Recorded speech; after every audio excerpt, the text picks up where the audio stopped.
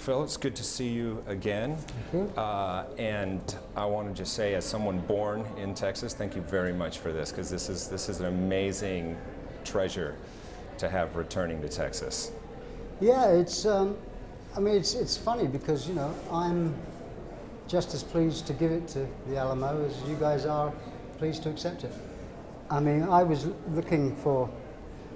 I had been leisurely, in a leisurely fashion, looking for something to do with it. You know, I mean, the fun has been collecting, but I was looking for something to do with it as time was going on, and you know, someone like me, you know, my kind of affairs are kind of complicated. Someone says you should start thinking about getting a will together, you know, and it's kind of morbid, but you start thinking, okay, well, I guess I should. My God, what's going to happen to that? Right. So I started to look at museums, and you know, I mean, I live a lot of the time in New York, and there's a history museum, a historical museum in New York. I thought maybe that's just down the road from me. It doesn't fit, you know, some in Texas, obviously. So I started to look around, but then when the people at the Alamo came to me and said, we would like it, I said, my God, I never even thought of it, you know, because there's never been that much space here to have something, even though it's the perfect place. So with the kind of new activity here for the last couple of years in kind of reinvigorating the site and trying to make something more happen here than just the church and the long barracks, it turns out that they're thinking of building a visitor centre stroke museum, and this would be the focal point. And for me, it's very important that the display has the entire collection, you know, and we're all happy. It's a no-brainer. You mentioned that in the press conference earlier that it basically resides in your basement in your home in Switzerland.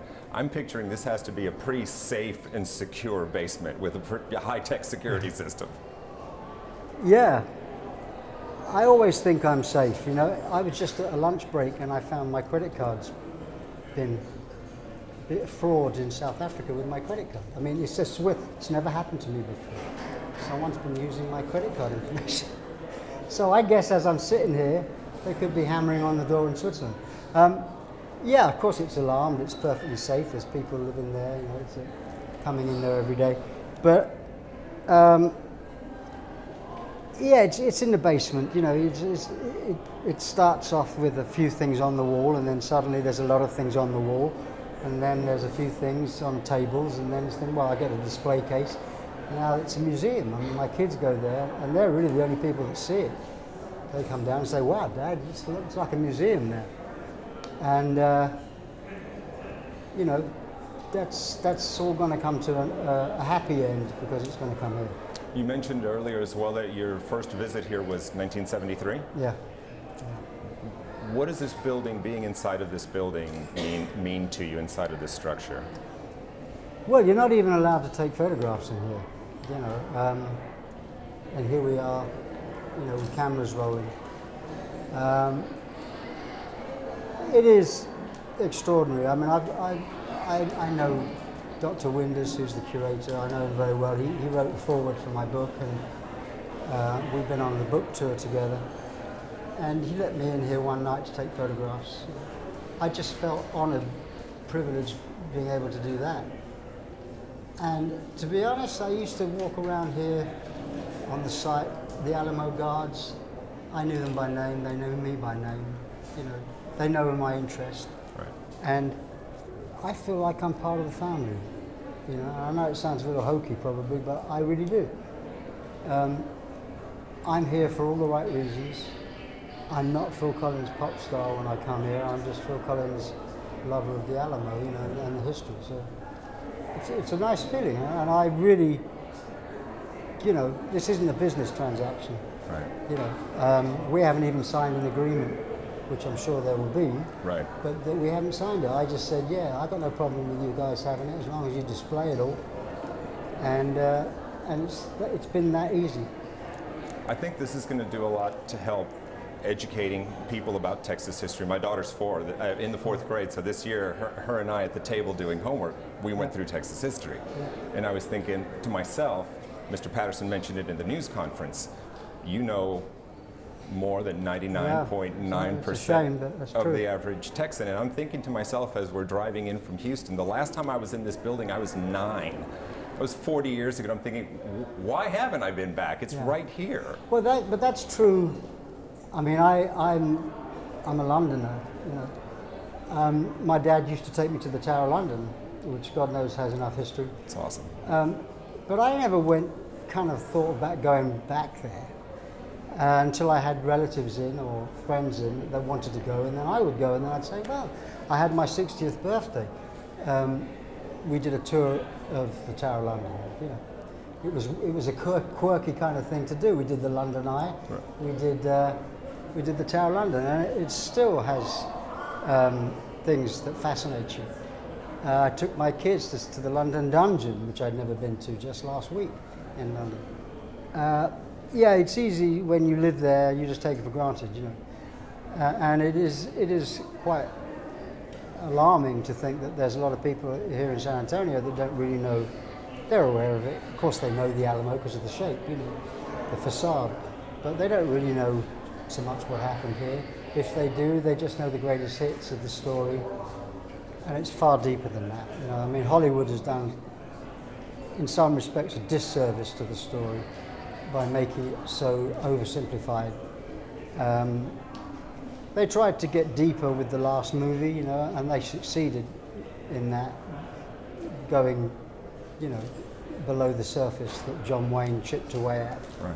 But there's a lot of things to learn, and you know, this is, you know, there was as many Hispanic guys fighting the Mexicans as there were Anglos. You know, it's something you really come to understand if you spend time in it.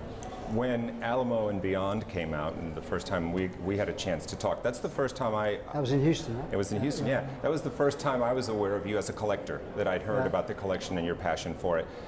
After the book comes out, what was the reaction like? Were people coming to you with, I have artifacts, or did it just open a Pandora's box? Well, the first, I mean, you know, there's a handful of people, a small handful of people that I have that are friends that actually put things my way, you know. That's how the collection has grown. Yeah, someone will say, you know, I've had a cannonball, I've had this 2-pounder ball for many years, but it seems that you're a good guy, it seems it will be going to a good home, we're going to send it to you.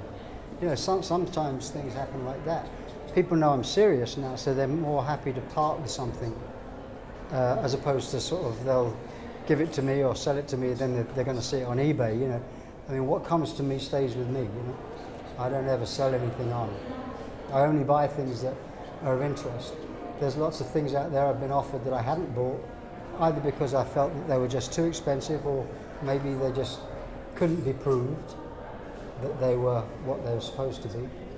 And I have bought a lot of expensive items, but I've also, I don't go through that process with money to burn, you know. To me, it's got to be something that moves or touches me. And that's why something like a receipt for a saddle, which is one of my early pieces that I bought, is very profound. You know, this courier that went out and back, ended up serving at San Jacinto because he was out when the Alamo fell. He had to sell his saddle that had done all those miles for Texas. He actually, John W. Smith, was the first Anglo mayor of San Antonio. Most people never heard of him. You know, it's things that are really, wow, I get touched by that particular piece of the story. And you'd mentioned there's no image of him. Well, there were two relatives of his here today at the press conference outside. I don't know if I'll get a chance to see them. They said there are images, you know. There is no known image that I have found. Right.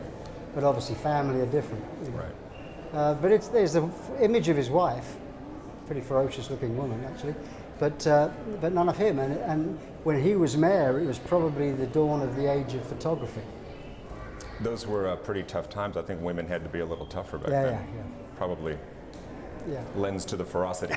Can we talk about one of the maybe one of the swords Sure. that you've brought along, and you can just hold it as as we talk. Well, this is a sword that was on the it's not the official term for it, but on the spine of the sword is J. Bowie. And we've had metallurgical tests done on this, and the engraving was shown to be done at the same time as the sword was made, which is the 1820s, It matches up. 1830s. So it wasn't an addition. And this sword I have provenance for it from San Jacinto, where obviously a Mexican soldier took it as booty, and when the Mexican army was defeated at San Jacinto, all the weapons, muskets, knives, swords were confiscated. And General Houston had a little auction amongst the officers, and somehow this private Johnson got involved in the auction, and I have the documents that show a private Johnson bidding for this sword. Wow. So it came from here, it's Jim Bowie's, and there will always be people that would argue that no, it isn't. But there's Bowie's name on it, and I have provenance from San Jacinto, so it was here. And there was a lot of souvenir hunting by the Mexican army. You know, some people would call it looting, but I prefer to call it souvenir hunting. You know, they were very poorly paid, poorly dressed army, and they, you know, some of these pieces were much more than they could ever afford to own or have made. So they collected them, you know, they took them back to their families, and I've got a sword that was supposed to be Bonham's sword from the Alamo, because family history says that grandfather told this story that he was at the Alamo and he took this sword off. Right. Because of the movie, and obviously, you know, being a fan of Davy Crockett as a child, and you'd mentioned it made you fall in love with the story. As you researched, as your collection grew, as you acquired pieces, any of the other battles, like you said, leading up to this, it's not just about the Alamo, you know, San Jacinto, Goliad, any of them have particular interest, or you? Well, particularly from this Goliad, you know, I've got lots of pieces from the Goliad fort and the executions there, and I've actually got a letter written and signed by Portilla, who was the commander there, telling him that he had to execute all the Texans. And I have his reply back saying, I can't do this, but he was under orders. So, yeah, I've got a lot of things from Goliad and a lot of things from San Jacinto. Because one thing leads to another.